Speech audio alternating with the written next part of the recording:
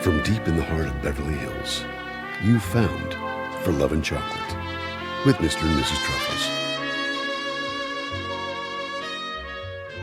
Well, welcome back Welcome to the show. back, everybody. What a weekend. Yes, and I don't know if anyone else noticed. What's that? Something special started this weekend. Yeah.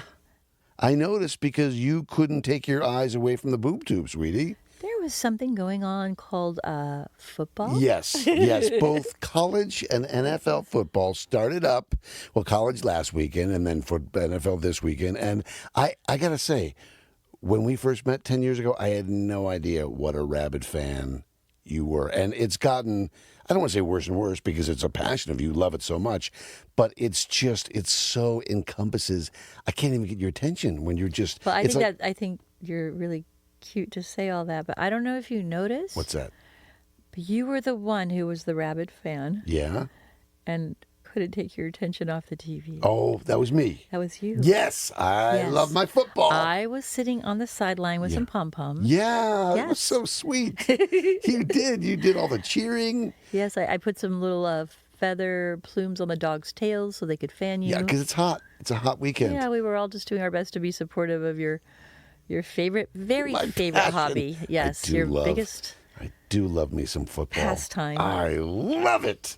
Well, I don't think you're alone. I think this is kind of a football culture that we live in. It really is. And Yeah. you know what? I mean, it was a few years ago, but when I took you to your first game, the Big House in Ann Arbor, You did. it was kind of fun, wasn't it? We had such a good It time. That really was is. lovely. It's not just about the game. It's the pomp and circumstance around it. And, you know, it's reuniting with old friends. And it's kind of like... It was for also some just kind people, of fun to see your old stomping grounds. It's like their wasn't it? cathedral. It's their church. A lot of these people... I don't think it's anyone's cathedral or church. Let's not conflate those two things. All right. But it is a very big deal for a lot of people. Yeah. And you're one of them. And I think that some wives probably feel a little abandoned, but I choose to join in your joy. Yeah. I like to make football food for you. Yes, you do. I like to watch your games and root for your teams It's with so you. sweet. Yeah. And and there's things I like to do while you're doing that. I have my little hobbies that I can just kind of adjacent and work on my little hobbies that And I have. isn't that getting back to our wonderful little show, Love and Chocolate, isn't that what love and relationships are about? Is kind of celebrating each other's passions and hobbies and finding a way in, but also, you know, being in the same space, but maybe not engaging fully and doing your own thing. Like there's nothing wrong with, if you would rather go hang out with your girlfriends, do some shopping. I don't think you'd want to be hanging with my girlfriends. No. I mean, there's nothing wrong if some wives prefer to kind of go do their own thing while Right. their men watch football. But, we're the kind of couple that kind of likes to be in each other's orbit and enjoy each other's fun. Yep. Yeah. It is fun. And I can't believe we only have 16 weeks left. Of football. Yeah.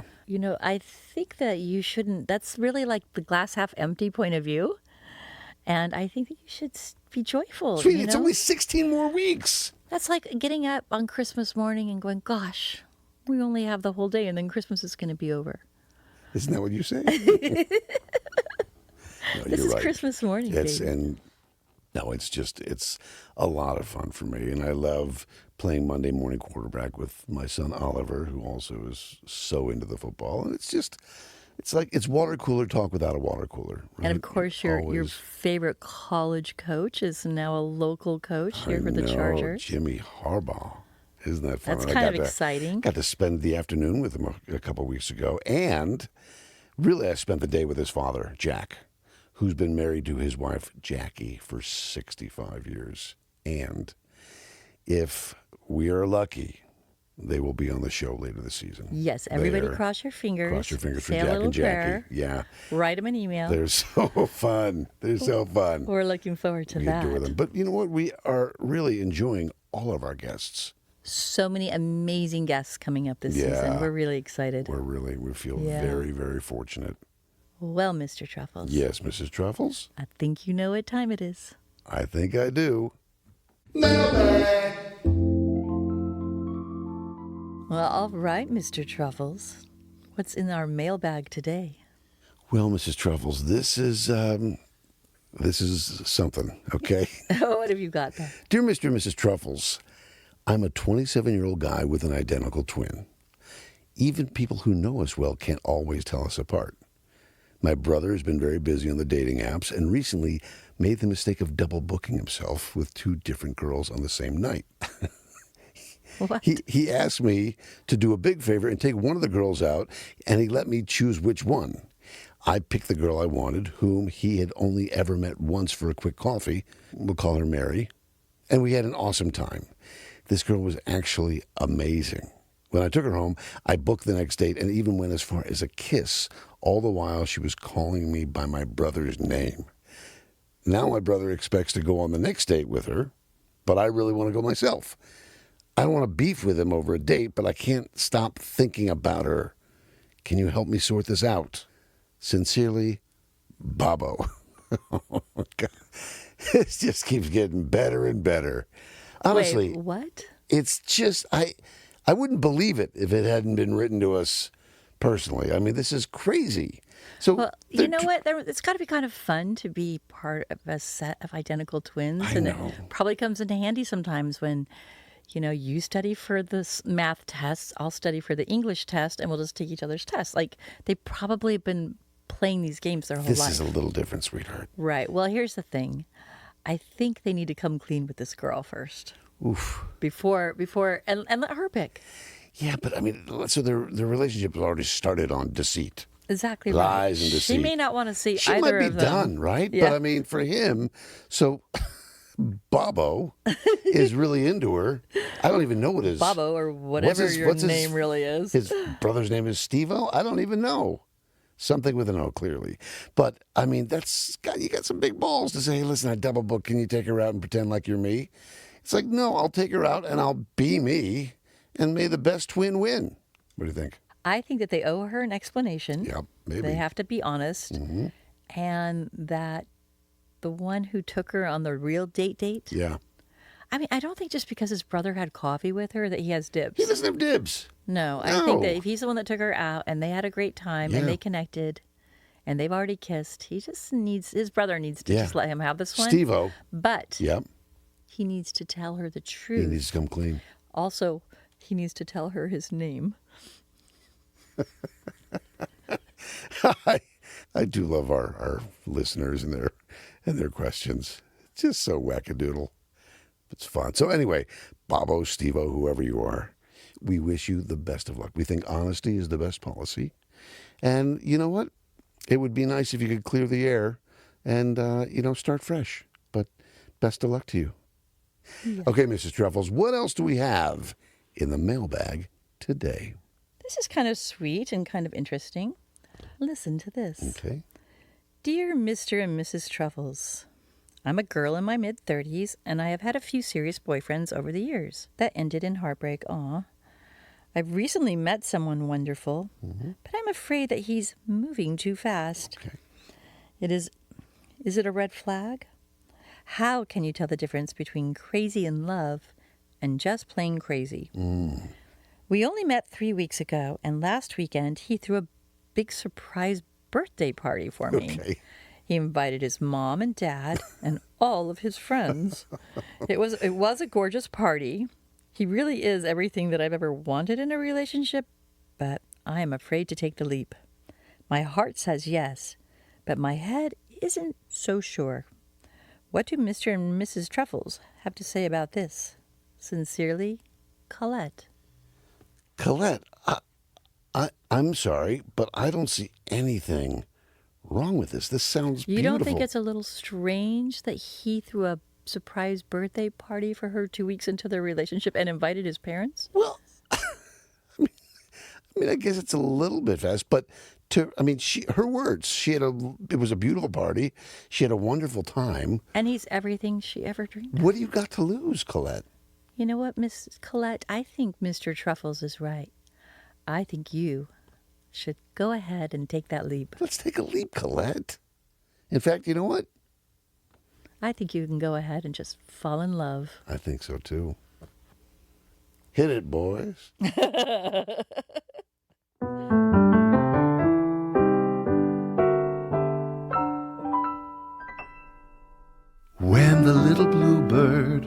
who has never said a word, starts to sing spring, spring. When the little blue bell at the bottom of the dell starts to ring, ding, ding. When the little blue clerk in the middle of his work starts a tune to the moon up above. It is nature, that's all, simply telling us to fall in love. And that's why birds do it, bees do it, even educated fleas do it.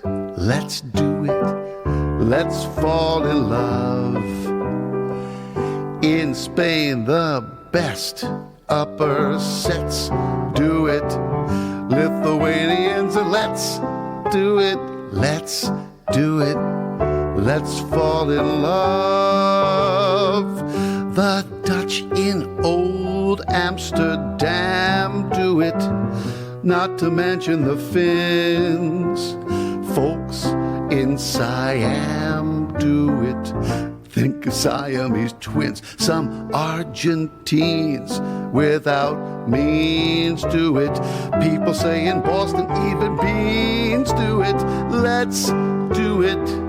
Let's fall in love. The chimpanzees in the zoo do it. Some courageous kangaroos do it. Let's do it. Let's fall in love. I'm sure giraffes on the sly do it. Heavy hippopotami do it. Let's do it. Let's fall in love. Sloths who hang down from the twigs do it, though the effort is great. Sweet guinea pigs do it. Buy a couple and wait. The world admits bears in pits do it. Even Pekingeses in the Ritz do it. Let's do it. Let's fall in love. Oh, baby. That was sweet. Oh, I just love me some Cole Porter. Oh, let's do it. Let's fall in love. Count me in. Well, speaking of love, this next couple we have, Mike and Rita Szczotka, rhymes with vodka. We've talked about them many times. They are our dear friends that we bought our trailer Bubbles from last year. And we just spent a week up in Oregon camping with them, where we recorded our first mobile podcast.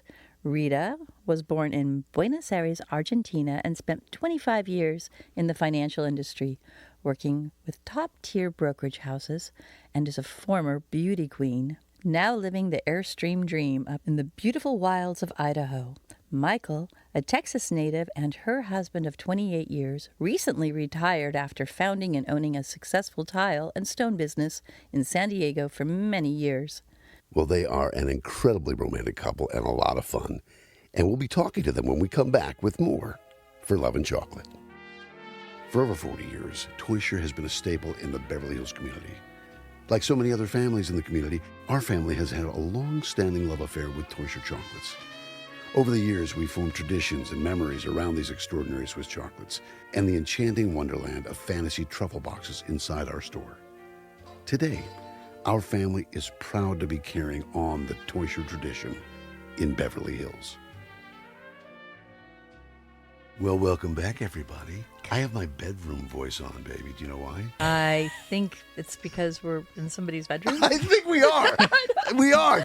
I'm so excited because we've been talking about doing this mobile podcast for a long time, right? Yeah. As luck would have it, we're actually sitting in someone's living room in their brand new Airstream. And not just anyone, two of our favorite people in the whole world. Yes, welcome to the show, Mike and Rita Szczotka. Welcome, guys. How are you guys? Thank you. Oh, we're so excited to be with you. I'm so glad. Oh, I know my God. it's been so long. We love being with you guys. Oh, And it's just taken us a whole year to do this because you guys are so busy. yeah, we're very And we finally decided to meet up here in Oregon and spend time in our Airstreams, and here we are. It's amazing. A year in the making. A year in the making. Yes. Yeah. We actually went out and bought this equipment before we left LA because we wanted to get your story today. We got their story a year ago, and it just actually didn't record. I forgot to push play. It is the cutest story, and I'm so excited to share it with everyone. So why don't you guys go ahead and tell us, how did you two first meet? Well, I'll take it away first. Go, Rita. I had been single at that point for about 4 years. I was on the board of the Make-A-Wish Foundation in San Diego, California. There was a black tie event every year that, of course, as a board member, you had to attend. And it was always a fun event because they had a great band, great food, great auction items. You know, there was a lot of fun in the air and excitement there, but I wasn't dating anybody that I thought was worthy of bringing. My standards were high. So at any rate, I was having my own little pity party with the board members. I had a board meeting prior to the event. And they said, "Oh, Rita, come on, just get dressed up. Come by yourself." It's mostly married couples at these events. Yes, right? of course. You know, I'm sure there'll be someone there. You can dance because I love to dance, and they always have a great band. I'm sure there'll be somebody there. And then finally, one of the board members, who was a longtime friend of mine, said, "Oh, Rita, there's this guy that helps out every year behind the scenes. His name is Michael. He loves to dance, but he's always there by himself because he's there doing all the work beforehand and doesn't get relieved of his duties until kind of like the band starts." So I said, "Okay, I do not want to be set up." At that point, I had been set up multiple times, and I said, "No more. No more, absolutely no go. I'm not going. I won't show up." They said, "Okay, we'll just introduce him to you." I go, "Fine. That means I can drive there myself. I can go home, drive myself home. I can do all of those things. I have control." No pressure. No pressure. No pressure whatsoever. So I get fussied up, as I always did for these events, but really didn't put a lot of emphasis on I was going to meet somebody neat because it wasn't put together that way. It wasn't a blind date. It wasn't, it wasn't a setup. It wasn't anything like And that. the event isn't one where you're going to meet someone necessarily, right? Necessarily, no, because it's mostly It's for the couples, kids, as you yeah. said before. Yeah, and it's for the kids. So that's where the heart is. So at any rate, I went, did my board duties, said hi to everybody, welcomed everybody, and then dinner was called. We were sitting for dinner, and I had my own seat and, my own table and people around me that I knew. There was not an empty seat by me because that's the way it was. It was sold out every year. At any rate, as the night goes on, towards the end of dinner, then Karen Cruzen, who was a board member with me, dear friend, brings over this gentleman to introduce me. And of course, dinner's not done yet. So he comes over and he's being introduced. And I said, "Oh, great. He's handsome. Okay. He's cute. Okay. Whatever. Okay. Looks like he could be a good dance partner." Didn't really think anything else of it at all. And then he said to me, "I'll come back when I finish my work, and when after dinner, when the band starts, then we can dance." I said, "Great." Nice. The night went on. Okay. The night continued on. I didn't think really anything else about it. So now I'm going to throw it over to Michael because the next part of this really needs to be told by him. Michael. Okay. Michael, what was the work that you were doing behind the scenes, by the way? I would help set up the whole thing. Whatever needed to be done. I actually had a room in the hotel just so I knew, because I was going to be there all day. I'll be there late into the evening. So I figured I'm just going to get a room. It's a big, was it the Hyatt? I forget what it was, but it was a big, one of the big hotels. They had a big ballroom and everything. Basically, I would set up the whole thing and help do whatever. One of my jobs was, while the auctioneer was working, my job was to keep tally of all the money that was coming in. Because what we would do is, for a Make-A-Wish to fund a child is like $5,000. So every time we would hit a $5,000 mark, I would tell the auctioneer we just funded another wish. And that would get, everybody going. And so that takes a long time to do. I mean, it's after dinner and everybody's sitting down. They've had a lot of drinks, so they want to spend a lot of money. And so after finally that's over with, then Karen came over to me and says, "Yeah, I want to introduce you to Rita." I don't even know if I knew her name. She takes me over to the table. She introduces me to Rita, and I actually hit the floor. This woman is gorgeous. What am I going to do with this? I mean, I've been sweating all day. I've got my tux on, and I'm going, "Oh my God, I got to do something about this." So I excused myself. I ran back up to my room, put as much cologne on that I could get on me, and then run back downstairs. I'm thinking, okay, this woman is gorgeous. I got to take her for dancing. I got to meet this girl. I go up to the table. She's gone. There's nobody there. Oh, no. I'm going, Where did she go? I was so stuck in one place because she wasn't there that I stood long enough because she was dancing with somebody. She came back to the table. And I said, oh, do you want to dance? And we danced the rest of the night, the whole night. No one else, I wouldn't let anybody else dance with her. So was there a moment when you first saw her or while you were dancing where you just kind of like had an intuition that this might be the one? Oh, when I first saw her. How you say love at first sight? Yeah, 100%. I never realized that could actually happen. But as soon as I saw her, I went, oh my God, this is an amazing woman. I don't even know anything about her. I didn't care. I just know that she was gorgeous and she was like put together so well and she actually danced with me. So I figured, oh, there to go. I'm happy, you know. And you obviously you love to dance. Yeah. And someone outside looking in would say, wow, he's a pretty good dancer. Guy's got the moves. Yeah. I've been dancing a long time because my brother was a really good dancer. In high school, he started dancing, and I would kind of follow his lead and picked up on it. And I was always the guy in high school where as soon as the band started, I would grab somebody to go out on the floor. You know, nobody would go out on the floor, right? First, I'd be out there dancing. So you're first. confident. So when you saw her, you thought, oh my God, she's so beautiful. Right. And there's probably a part of you that thought, well, we're going to dance. That's when I'm at my best. So I actually got a shot. I got a shot here. I was going to work on it. Kind of a backstory of this. I was actually dating somebody at that time. But as soon as that was on a Saturday. On Sunday, I met up with the girl and I said, hey, I've met somebody. Sorry. Oh, my God. That's okay. So you're a dancer. Yeah. Everybody has their thing. Right. For me, I like to do magic. I know it's not the sexiest, coolest thing, but I do magic. And when I met my wife, I thought she's above my league. She's definitely heads and shoulders above it.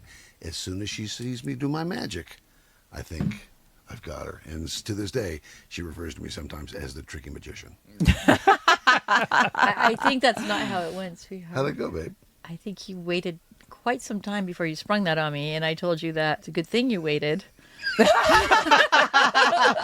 I had brought my magic out on our first date, That might it might have. not my have been a second goodness. date. I'm just saying the night might have not gone the way it did. Okay, sorry. Anyway, Okay. I digress. You So did. you're dancing all night long. All night, yeah. Having the best time. So obviously you are gobsmacked by her. Oh, she's way out of You my can't league. even speak today thinking about it. Rita, what were you thinking watching this flapper? I was thinking, wow, this was a really fun evening I did not expect. And I remember driving home very late that night after the event thinking, gee, maybe this could be the one. Wow. I wasn't sure, but I thought, gee, maybe. That's so... And then the next Sweet. morning, I called Karen Cruzen, who was on the board with me that did the introduction, that this was supposed to be my dance partner. And I said, Karen, mark my word, I'm going to marry this guy. What? And she says, gosh darn it, because I can't cuss, gosh darn it, how much did you have to drink? I only told you to dance with him. And I said, that's all I did. That's all I did. But I said, mark my word. So after your first date, you both, after your first meeting, this isn't even a date yet. No, this it's is not just even a a date. first meeting. Right. You both felt something really big was happening here. So what was the next thing that happened? Did you call her up and ask her out after that evening? What was the next thing that happened? Did I ask you out that night, or did I? I think I called you. No, the you next- called me the next day. I called her the next day. I think I called her and I said, I'd like to take you out, but, I want you to choose the restaurant. So she chose a restaurant. It was a great Italian little restaurant in La Jolla. She talked the waiter out of giving him his shirt. Oh, it was a fabulous denim embroidered shirt. You talked the waiter out of his shirt Yes. Yes. And to this day, I still have it. and he gave it to you. The restaurant's called Trattoria Acqua. Okay. It was it's no longer there, unfortunately, in the Cove in La Jolla. A fabulous Italian restaurant. And their denim embroidered shirt said Trattoria Acqua on them. Oh. And they were just so chic. Yeah. So chic. And I wanted it. And I did. I talked him out of it. I ended up going home with this shirt. So the first night, you guys really just danced. You didn't really get to know each other beyond the No. fact that you knew you were both involved with this foundation, which is lovely, and you both love to dance. So the date was when you really first got to get to know each other. So how did that go? I was like, I didn't want to go home. I wanted to stay with her the whole time. And we stayed up till really late that night. I think I got home really, early in the morning. And the reason why I did that, I had to tell her that I had to take my mom to church, which was true. Yeah. And I had to take my mom to church. I didn't believe it at the time. Oh, my God. But my father had passed away, and I always took my mom to church. Sweet. And I thought that would give me some points. I don't know. Did it? I don't know if it did or not. Not that night. I didn't really believe that that's what you were doing. Oh, my God. To be honest. What did you think of me doing? No, later on, I did find out that that was very true. And it became one of those things that as a couple, before we were even engaged, that we would start doing every Sunday. We would pick his mom up, take her to church, and then take her for brunch. So that's amazing. Okay, so by the time the second date is over, had you both kind of tipped your hat to the other that you felt all in already? Or was there still a little bit of a dance to go? Because you didn't quite trust what he was saying. Not 100%, but I also Yeah. wasn't seeing anyone. I had just some casual dates, but nothing serious. So I wasn't committed one-on-one to anyone. When did you first let him know that because you could tell that he was head over heels, right? When did you let him know that you were too? I was a little sly. I was kind of letting him drive the boat. Yeah. Well, that's what you're supposed to do. Yeah. You gotta let the man drive. I didn't really kind of lead on right away any particular way. Like this is slam dunk forever. I didn't do any of that. I just enjoyed the process and I Right. let him lead the boat. Because he's a gentleman. He doesn't get to lead anymore. So I'm curious about the first kiss. Oh, When did that happen? Good. no, you got it. Go, babe. It was the first night we were dancing. Oh. We kissed that night. Yeah. Oh. Yeah. Michael. Yeah, on the dance floor. He's a closer. Your dreams really. did come true. Oh, my. I think it was that cologne that you poured all over your body. I was not going to let her get away. In fact, I made sure that every weekend I had a date with her. After that, I just called her every weekend. Where are we going? And I just want to make sure that no one else was getting in there. You locked her down. And he was also very honest to me.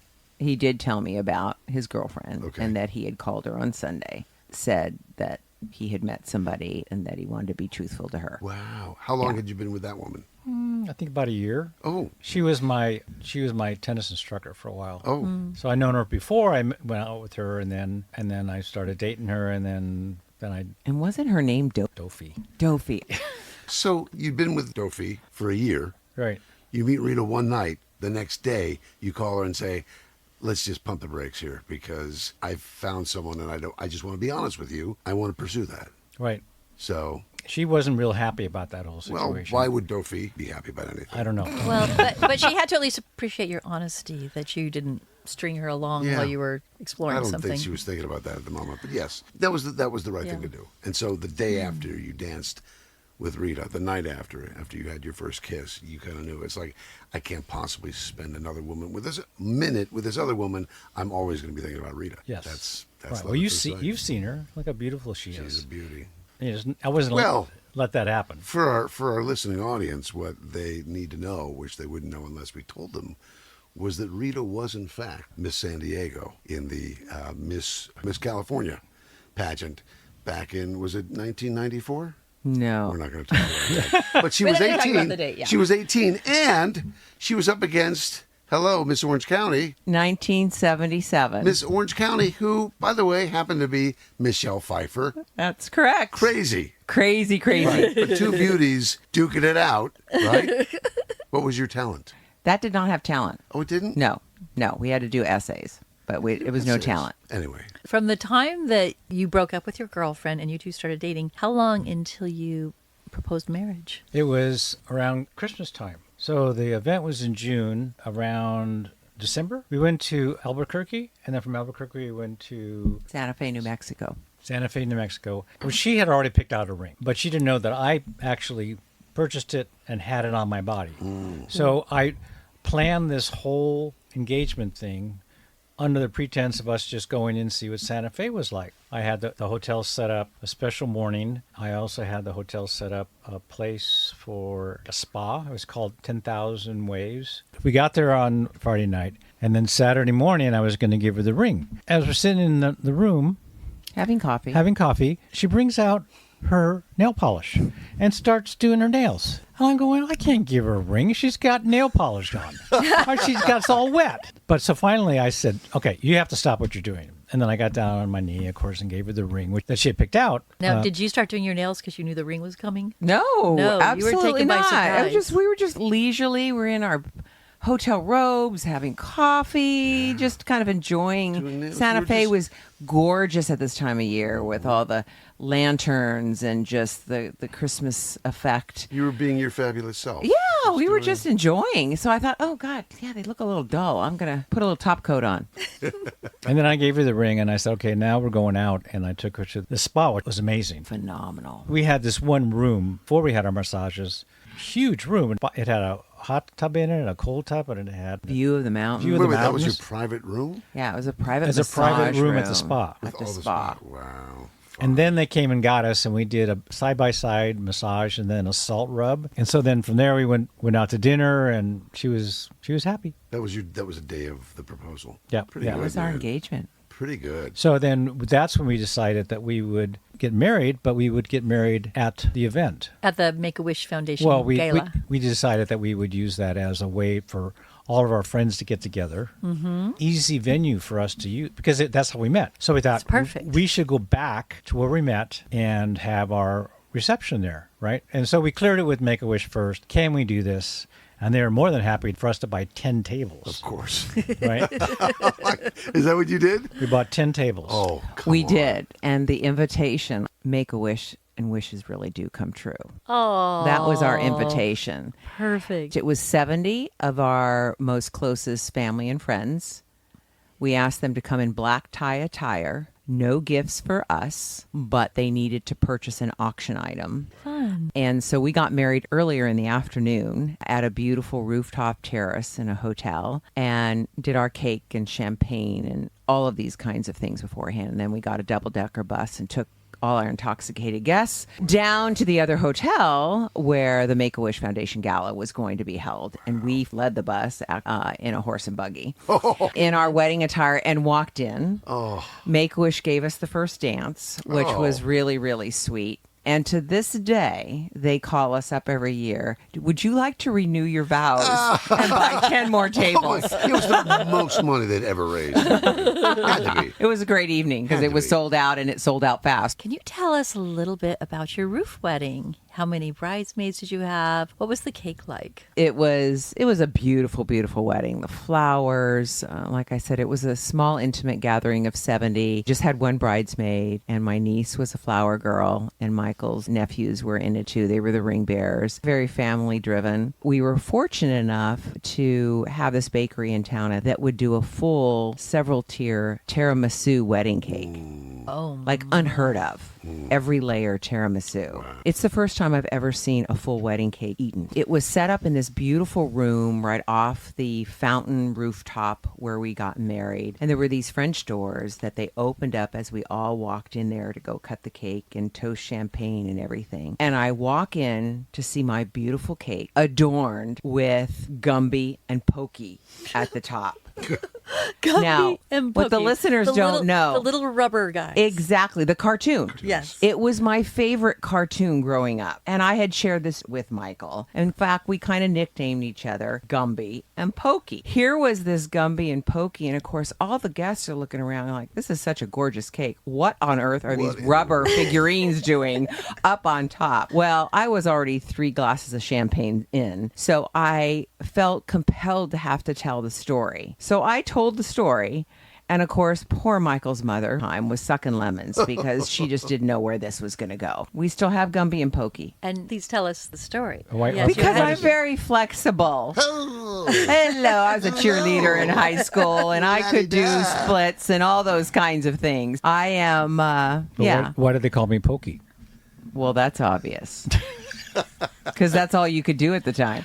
Gumby and Pokey. Gumby and Pokey. I love it. So how many people were at the event? 70 of your friends, but are there 300 people that Oh, go to yeah. this? There was about 300. Yeah. Yeah. So basically, it was just a huge wedding reception Yeah. slash. It was very sweet. That's It was very fantastic. sweet. It was, which was amazing is that April of that next year that we realized that was a tax write-off. Oh no!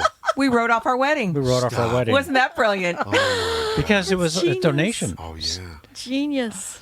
We didn't even think about it, and then until the guy says, "Well, any donations?" I went, "Oh yeah." Big donation. That's fantastic. Oh my God, that's so smart. Everyone should do that. This segment of For Love and Chocolate brought to you by TurboTax. TurboTax. Right off your next wedding. Oh my God. Right? So tell us about your honeymoon. Where did you guys go for your honeymoon? Rita booked us a trip on Silver Seas. Oh. Yeah, Oh. So I we got a very sweet bonus that year Wow. at work. Yeah, we started out in Monte Carlo. 2 nights in Monte Carlo, got on the ship, went all around Italy. Silver Seas, by the way, is a very bougie Oh, very. cruise ship with maybe 200 passengers. 300 people. And 300 only. 300 and 400 staff. Yeah, I mean, exactly. more staff than passengers.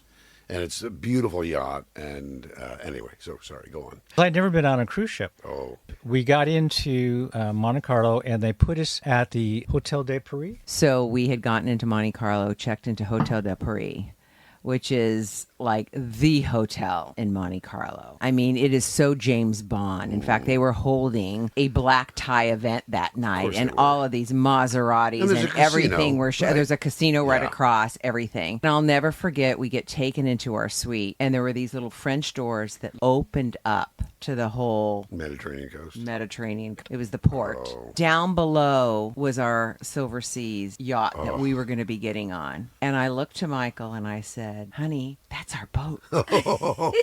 I wish we had video right now for this podcast, because if you could have seen his face, one, he had never been on a cruise. Two, to get on something that was that beautiful and majestic. It was a facial expression I will never forget.